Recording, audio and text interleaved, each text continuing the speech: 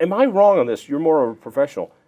Am I more likely to catch corona in an emergency room Yeah. or seeing you? Yeah, you would think we would want dental emergencies out of the ER, but the way that this has come down, there's more going to the ER because most dental offices have just closed completely. Hey, welcome. I'm John Caldera, president of the Independence Institute. Later on in the program, we're going to be talking to Ari Armstrong and his column about price gouging. That's right, gouging. Uber calls it price surging, but we'll deal with that, or surge pricing. First, I want to talk about your dental work. JaShon Hughes is a dentist with Comfort Dental, and he's got plenty of time on his hands because you're not allowed to work. For the most part, yes. How long have you been a dentist? About almost 13 years now. You like it? Yeah, it's pretty good. I like the hesitant part. All right, what is the good part, and what's the part? Just being self-employed, you can kind of do whatever you want. You know, you can kind of work whenever you want. Is there a law that dentists cannot work on Wednesdays because they have to play golf? Is that somewhere in the Dental Association manual or something like that? Yeah. Yeah. No, all right. it's. Yeah. So yeah, you can kind of do whatever you want. The whole dental side of thing, I actually kind of like doing the work. I mean, helping people and Yeah, fixing the problems. Yeah, actually treating What do you patients hate? is fine. The regulations, the insurance stuff, and kind of the backbiting that is the dental community. Dentists seem to not like each other very much. Really? Yeah, so it's kind of odd. Is it because it's such a competitive industry? Yeah. There's this good old boys club of dentists right now that, they don't like the way dentistry is changing and that's a whole other rabbit hole you can go down. But I mean, the type of delivery, the technology, the business model? not so much. They have more of the business model than anything. Yeah. And they're fighting against the wave of corporate dental groups that are coming, and but it's kind of already here. There's not much you can do to stop it or prevent it. It's kind of going the way of pharmacy, like 20, 30 years ago. All right, but as far as climbing into people's mouths and fixing their problems, Yeah, it's that fine. part you like? Yeah, right. I pull teeth, do root canals, and that part's fine. So yeah, obviously I'm a bit strange. You are a bit straight. So is it kind of like being a mechanic? After a while, you get to know people by their molars rather than who they are? No, not so much. You still know the patients when they come in, But Yeah. I mean, it is kind of more mechanical doing dentistry. A lot of dentists will chew me out for saying that, but yeah, it's Got it. it's All kind right, so you work. You have to take Wednesdays off for your golf game because it's the law. Yeah. But what order came down saying you can't work? So Explain this to me. Yeah, so March 19th, Governor Polis issued an executive order for healthcare in the state, stating that only emergency type care can be treated. And they put out guidelines in that executive order that stated what can and can't be done. And it basically said, the problem with it is it's worded more for medical as opposed to dental. So it's worded in the fact that, if it's life-threatening, stuff like that. Even there, there's something great about being an individual because you know what's important to you. And getting this spot checked on the top of your bald head, which could be melanoma, Yeah. that's an emergency to you. But to Exactly. the government, no, maybe that can wait. Yeah. If you need your possible treatment for cancer, but it's a slow-acting cancer, where does that go? If you break your arm, well, you're not going to die from that, but that's an emergency. Exactly. And so instead of letting the individual decide what the emergency is that I need to see a professional for, and Polis is good at, he created some businesses, he's good at technology, but I don't think I would trust him or our Attorney General to decide what's important with my body. Well, and on top of that, it's not just them. The order they put out was fine. We initially, the American Dental Association put out a guideline as to what is considered an emergency and what's considered urgent care. And so we were going off of that. And that gave us a lot of leeway as to what we could and could not treat. Somebody comes in, and I don't know if you've ever had a toothache, but tooth pain is some of the worst pain I've ever felt in my life. So, when a tooth hurts, it's like, that's an emergency. Because you have more nerves in your mouth than any place in your body. So when you have a toothache. Yeah, it's bad. Yeah, it'll knock you down. Yeah, it's bad. All right, so when it closed, you still needed to do emergency procedures, right? People with toothaches. Yeah. I mean, I assume that's an emergency. Yeah, so most offices, I can only speak for myself and the offices I'm at, but we decided to just limit our hours of operation, and we would go in to treat emergencies, and basically we've been doing that. Yesterday I had a patient come in, his gums were swollen like crazy, and he basically told me that if he couldn't find somebody that was open, he was going to go to someone's garage and get his tooth pulled. Right. So that's how bad it was hurting. Yeah. But we got him in, we pulled the tooth for him, and he's going to be better for it. But what's happened is that after the executive order came down on the 19th, we stayed open. Most offices within Comfort Dental were stayed open to treat emergencies. And then our organization got a big letter from the Attorney General's office stating that they have evidence that offices are staying open and seeing elective treatment and stuff like that. And it's a pretty big order that the Attorney General sent to our organization. So wait a second, how did the Attorney General know that you were doing non-emergency work?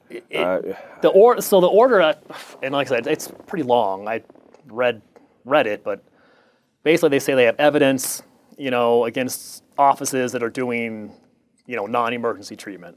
And so my first issue with it is, number one, why not just deal with the individual offices as opposed to one giant organization?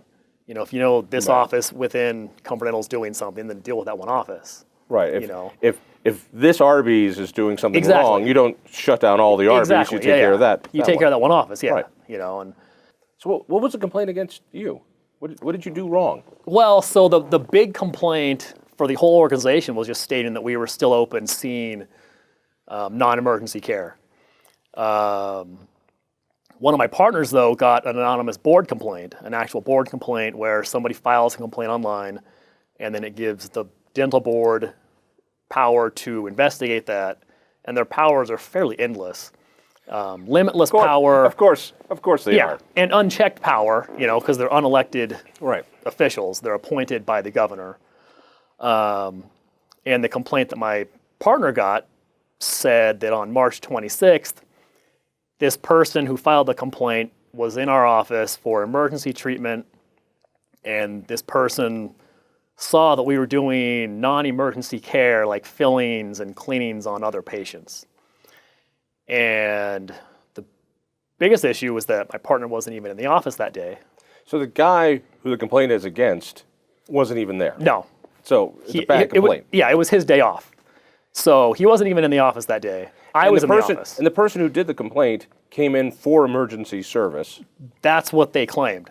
And saw you doing non-emergency service. That's what the claim is on the complaint. Listen, I know nothing about nothing when it comes to dentistry, but how the hell would anybody know what you are doing with another patient?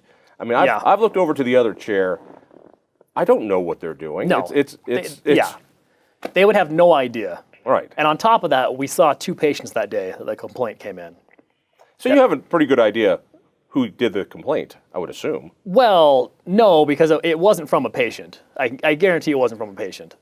Because the 2 patients that we saw, they just basically came in for an emergency. They had toothaches, and so we got them some medications and stuff, and that was it. So my best guess, and obviously I can't prove this, and neither can my partner, but it was probably filed from another dentist, which happens more frequently than you'd probably think. So let me see if I'm getting the picture here. So you've got the usual dentist giving dentist complaints because it's a brutal competitive business. Then you get shut down.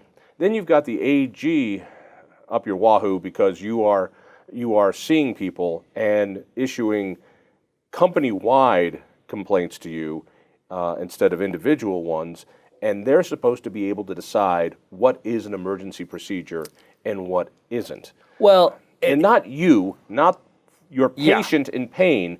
That relationship doesn't matter of what is considered to be an emergency. Yeah.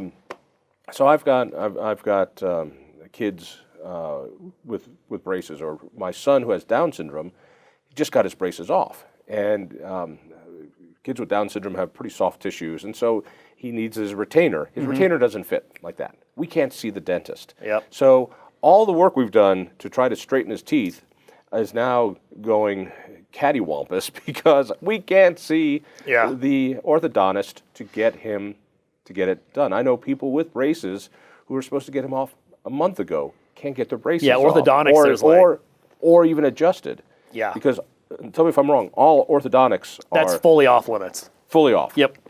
That's actually, that's completely like a no-go. Yeah, so I mean, at what point does a cavity which left untreated turn into an emergency? Well, and so that's the biggest problem that we have right now is that we have this issue where we've got this order from the governor and we've got the ADA and the CDA, which is the Colorado Dental Association, which is the state branch of the American Dental Association. Initially, they put out basically the guidelines that the ADA put out. And it gave us, a lot of leeways, this is considered emergencies. But then when we started getting these complaints, the board just put out, there were multiple emails from the dental board, from DORA, and I have all these emails, but they would put out these emails just stating, hey, remember that you were under this executive order from Governor Polis, and anybody that is violating this, we will punish, where they can suspend your license, or they said also we will fine you. The problem is that they're not defining what they say we can and can't do. The board could fix this in a day if they just put out their own guidelines and said, hey, look, dentists, this is what you can and can't do in the state of Colorado. And does the dental board have that authority? Does the AG have that authority? Does the dental board has the authority to do that. And they won't. They haven't, What can the governor and the AG, let's wrap it up with this, what is it you want them to do? I can't elect anybody on the dental board. Yeah. This sounds very much like the Tri-County Health Department, unelected officials closing down all Douglas businesses. County, yep. Because, so in Douglas County and Adams County, everybody's under house arrest, and unelected people have done that. Yeah. You've got a great example of licensure gone amok. So you've got unelected people, not elected by the professionals, but appointed by the governor. Yeah. Telling you what is essential or not. So the people who are making the decision are not held accountable by the dentists or their customers, their patients, but by a politician. Yeah. That is a mixture for abuse. It is. Well, and on top of that, the next part of this is that I've gotten like 4 emails from the Colorado Dental Association just stating, hey, look, we're getting reports that ERs are getting filled up with dental emergencies. And they're putting out these emails stating, hey, are you willing to see emergencies as a dentist? And it's like... Who sent you this email? This is the Colorado Dental Association. All right. Let me see if I can get my mind around this. Yeah. It's a good mess. Doc, so you're not allowed to see folks. When you do, you're getting hassled by several layers of bureaucracy, both from the AG's office down to the governor's run dentist board. More people with dental emergencies are now going to their emergency room in their hospital instead of seeing guys like you. Yes. Am I wrong on this? You're more of a professional. Am I more likely to catch corona in an emergency room or seeing you? Yeah, you would think we would want dental emergencies out of the ER, but the way that this has come down, there's more going to the ER because most dental offices have just closed completely. And we're on the verge of doing that just because we're just to the point of, it's just frustrating. And we're like, what's the point? What is so maddening about this is the government-caused bureaucracy has caused uncertainty, and it's caused this powerlessness. Mm-hmm. I'm now powerless to have a relationship with you to help my emergency, and I'm supposed to go to the hospital where they're overburdened and full of corona cases. Yeah. Thank God for government, otherwise I wouldn't be healthy. That is right. Man, I hope your business does well. I hope you're back in the saddle again soon.